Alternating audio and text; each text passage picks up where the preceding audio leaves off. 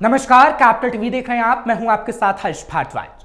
400 साल पुरानी मस्जिद को अब सुप्रीम कोर्ट के आदेश के बाद तोड़ा जा रहा है, जिसके बाद बवाल मचा हुआ है और बीजेपी पर विपक्षी पार्टी का आरोप है कि मुसलमानों के इतिहास को बीजेपी खत्म कर रही है। लेकिन विपक्षी पार्टी को यह पता होना चाहिए कि जब कोर्ट फैसला देता है तो वो सही फैसला होता है, क्योंकि सुप्रीम कोर्ट सर्वोपरि है। लेकिन शायद विपक्षी पार्टी न्यायालय के मंदिर के आदेश को भी नहीं मानती और इसलिए ही जनता उसे नकारने का काम करती है। और अब तो कोर्ट के फैसले से भी विपक्षी पार्टियों के मुंह पर तमाचा लग रहा है।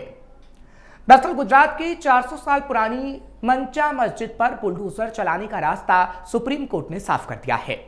शीर्ष अदालत ने अहमदाबाद में सड़क चौड़ीकरण के लिए मस्जिद परिसर के एक हिस्से को तोड़े जाने की इजाजत देने वाले गुजरात हाईकोर्ट के फैसले को बरकरार रखा है। सुप्रीम कोर्ट ने कहा कि यह कदम जनता की भलाई के लिए उठाया गया है और इसमें किसी के धार्मिक अधिकारों का हनन नहीं होता। सुप्रीम कोर्ट में जस्टिस सूर्यकांत और जस्टिस जॉय माल्या बागची की बेंच ने सुनवाई के दौरान कहा कि इस मामले में केवल मस्जिद के पास की खाली जमीन और प्लेटफॉर्म का हिस्सा हटाया जा रहा है, जबकि मस्जिद की मूल संरचना पूरी तरह सुरक्षित रहेगी। अदालत ने यह भी साफ किया कि यह मामला धार्मिक स्वतंत्रता से नहीं बल्कि संपत्ति के अधिकार और मुआवजे से जुड़ा हुआ है। सुप्रीम कोर्ट ने क्या कहा? कोर्ट ने कहा अनुच्छेद 25 यानी धार्मिक स्वतंत्रता का अधिकार यहां लागू नहीं होता। यहां बात संपत्ति के अधिकार की है। ये कार्रवाई जनता के हित में है और पूरे शहर के लिए लाभकारी है। मस्जिद के वकील ने क्या दी दलील? वही मंचा मस्जिद ट्रस्ट की ओर से पेश वकील वारिशा फरासत ने दलील दी है कि नगर निगम के आदेश में सार्वजनिक हित का कोई जिक्र नहीं किया गया था और यह आदेश मनमाना है। उन्होंने यह भी कहा कि मस्जिद वक्फ संपत्ति के रूप में पंजीकृत है, इसलिए उस पर किसी भी प्रकार की कार्रवाई वक्फ अधिनियम के दायरे में आए बिना नहीं की जा सकती। हालांकि सुप्रीम कोर्ट ने ट्रस्ट की इन दलीलों को खारिज कर दिया। अदालत ने कहा कि यह तय करना है कि यह संपत्ति वक्फ की है या नहीं। अब आगे की प्रक्रिया में मुआवजे के दायरे में तय किया जा सकता है, लेकिन मस्जिद पर बुलडोजर चलेगा ही। 400 साल पुरानी मस्जिद का इतिहास। इस फैसले के साथ ही गुजरात हाईकोर्ट का सितंबर में दिया गया आदेश बरकरार रहेगा, जिसमें अहमदाबाद नगर निगम के नोटिस पर रोक लगाने से इनकार कर दिया गया था। ये नोटिस सरसपुर इलाके में मस्जिद परिसर के एक हिस्से को खाली कराने के लिए जारी किया गया था, ताकि सड़क चौड़ीकरण का काम आगे बढ़ सके। ये मंचा मस्जिद लगभग 400 साल पुरानी है, जिस पर अब बुलडोजर चलेगा। ये मुगल काल में बनाई गई मानी जाती है। ये मस्जिद स्थानीय मुस्लिम समुदाय के लिए ऐतिहासिक और सांस्कृतिक दृष्टि से महत्वपूर्ण स्थल है। सुप्रीम कोर्ट के इस फैसले के बाद मस्जिद का मुख्य ढांचा तो सुरक्षित रहेगा, लेकिन परिसर के कुछ हिस्सों पर अब बुलडोजर चलाया जाएगा, ताकि अहमदाबाद शहर के लिए सड़क चौड़ीकरण परियोजना को पूरा किया जा सके। यूपी में भी हुई मस्जिद पर कार्रवाई। ठीक इसी तरह संभल में प्रशासन ने 30 साल पुरानी मस्जिद को बुलडोजर चढ़ाकर जमींदोज कर दिया। मस्जिद श्री कल्की धाम मंदिर से सटी थी। इस दौरान 2 थानों की पुलिस तैनात रही। मस्जिद गिराने की कार्रवाई करीब 1 घंटे तक चली। हालांकि अभी भी सुर्खियों में बनी हुई है। ये कार्रवाई पिछले दिनों की गई थी। मस्जिद पार्क की 262 वर्ग मीटर जमीन पर करके बनाई गई थी। तहसीलदार ने 20 दिन पहले बेदखली का आदेश जारी किया था। कार्रवाई थाना एचौड़ा के कम्बूह में सेदनगली मनोटा गांव में हुई। कार्रवाई के दौरान लोगों ने किसी तरह का कोई विरोध नहीं जताया। श्री कल्की धाम मंदिर से सटी छोटी मस्जिद के निर्माण को लेकर 4 महीने पहले गांव वालों ने लेखपाल से शिकायत की थी। लेखपाल ने जांच शुरू की तो मस्जिद पार्क की जमीन पर बनी पाई गई। मस्जिद 30 साल पहले बनाई गई थी। पार्क के लिए 1 हेक्टेयर से ज्यादा भूमि आरक्षित है, जिसमें 262 वर्ग मीटर पर यह मस्जिद बनाई गई थी। जांच के बाद लेखपाल ने तहसीलदार न्यायालय में ग्राम सभा बनाम जमील अहमद के नाम से वाद दायर किया था। मस्जिद को 11 जून को पहला नोटिस मिला। तहसीलदार धीरेन्द्र प्रताप सिंह ने 24 सितंबर को बेदखली का आदेश दिया। 2 थानों की फोर्स की मौजूदगी में चला बुलडोजर। मस्जिद और श्री कल्की धाम मंदिर के बीच केवल 7 फीट की दूरी है। दोपहर 1 बजे प्रशासन की टीम मौके पर पहुंची। पिछले मंगलवार की कार्रवाई है। नायब तहसीलदार दीपक जुरैल 3 राजस्व निरीक्षक अवनीश यादव, चंद्रपाल सिंह समेत कई लेखपाल भी टीम में शामिल थे। इस दौरान सीओ असमौली कुलदीप सिंह, एचओडा कंबो थाना अध्यक्ष मोहित काजला और असमौली इंस्पेक्टर राजीव कुमार बालियान भी मौके पर मौजूद रहे। किसी तरह का विवाद ना हो, इसके लिए प्रशासन अलर्ट था। 2 थानों की फोर्स के साथ पीएससी भी बुलाई गई थी।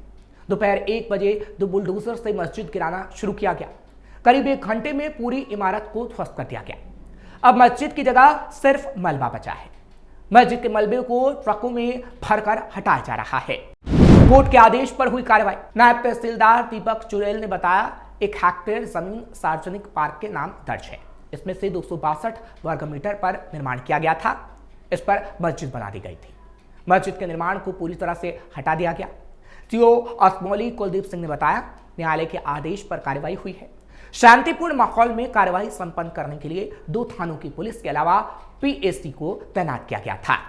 9 दिन पहले भी तोड़ी गई थी मस्जिद। हालांकि संभल में 5 अक्टूबर को भी एक मस्जिद गिराई गई थी। ये मस्जिद तालाब की जमीन पर बनी थी। मुस्लिम समुदाय और कमेटी ने खुद बुलडोजर मंगवाकर इसे तुड़वाया था।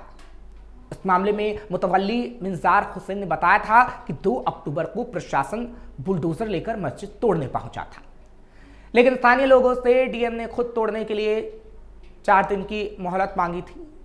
इसके बाद इलाहाबाद हाईकोर्ट की अर्जेंट बेंच में याचिका दाखिल की थी। कहा था ध्वस्तीकरण पर रोक लगाई जाए।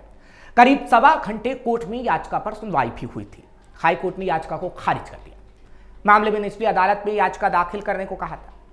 इसके बाद मुस्लिम समुदाय और मस्जिद कमेटी ने खुद मस्जिद तोड़ दी थी। उज्जैन महाकाल में मस्जिद पर बड़ा फैसला। अब बात मध्य प्रदेश की भी करते हैं, जहां पर भी मस्जिद पर बुलडोजर चलेगा। उज्जैन के प्रसिद्ध महाकाल लोक परिसर की तकिया मस्जिद को हटाए जाने के मामले में मध्य प्रदेश हाईकोर्ट की इंदौर बेंच ने एक महत्वपूर्ण फैसला पिछले दिनों सुनाया। जस्टिस विवेक रूसिया और जस्टिस विनोद कुमार द्विवेदी की खंडपीठ ने मस्जिद तोड़े जाने के खिलाफ दायर की गई अपील को खारिज कर दिया।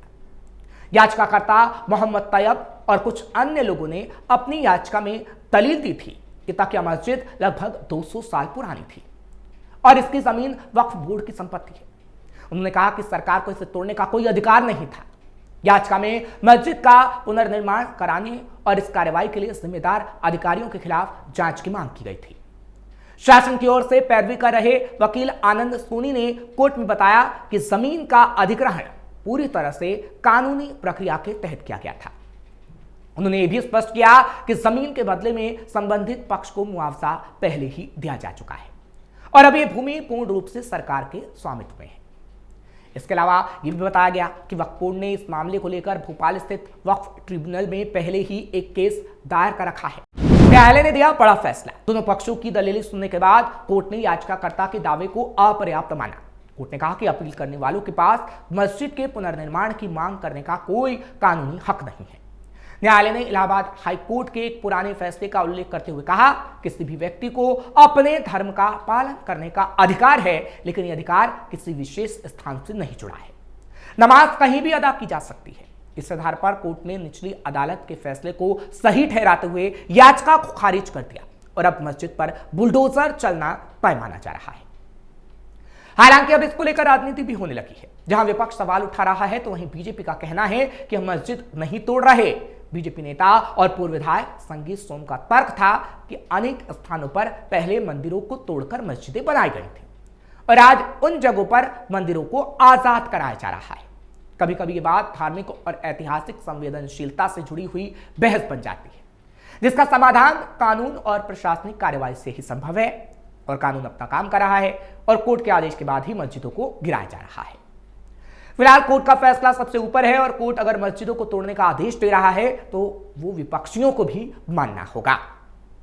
फिलहाल आगे आने वाले समय में कई और ऐसी मस्जिद हैं जो टूट सकती हैं, क्योंकि कोर्ट के अंदर उन मस्जिदों पर फैसला आना है, चाहे फिर वो गुजरात के अंदर हो, उत्तर प्रदेश के अंदर हो या फिर मध्य प्रदेश के अंदर, क्योंकि मंदिरों को तोड़कर मस्जिद बनाया गया। फिलहाल कोर्ट और क्या आदेश देगा वो हम आपको सबसे पहले बताएंगे। आपको ये खबर कैसी लगी कमेंट सेक्शन में जरूर बताएं। खबर को लाइक शेयर करें, कैपिटल टीवी को सब्सक्राइब करना मत भूलिएगा।